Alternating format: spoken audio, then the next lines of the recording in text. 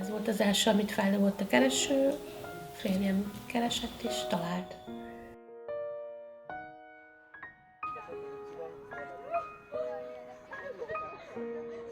Mi befogadó szülők vagyunk, elvileg ez egy átmeneti állapot, de a jelenleg nálunk lévő 7 gyermeknek úgy tűnik, hogy ez az átmeneti állapot elég hosszú időre fog tartani. Minket nem anyának és apának hívnak a gyerekek, hanem Éva néni és Gábor bácsi vagyunk, mert hogy nekik megvannak a saját szüleik, és ezt nem is szeretnénk, ha elfelejtenék. Lázat mi mértünk nekik először. A kisvirágot a férjem locsolta meg tavaly húsvétkor. Megkérdezte, hogy fájni fog. Például. Mondtam, hogy nem fog fájni. Nagyvirágot se, Daniellát se locsolta még meg senki. Nem tudják mi az. Karácsonyt nem tudták, hogy mi. Láttak már karácsonyfát boltban feldíszítve. Itt együtt díszítettük fel.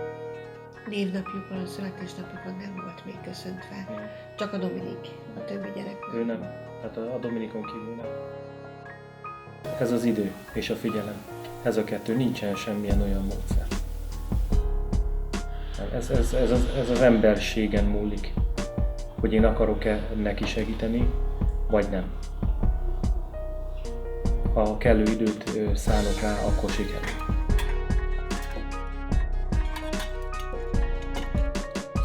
Muszáj nekik normális emberi léptékkel mérhető életet tanítani, mutatni, mert eléggé zűrzavaros ez a világ amúgy is. Nagyon nehezen lehet megállni az embernek a helyét benne.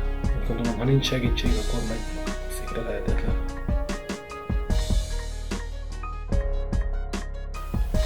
Ha valakinek nem is egyszerű a gyerekkora, nem is olyanok a szülei, mint amilyenekre lenne szükség, van ebből kiút, és lehet több az ember.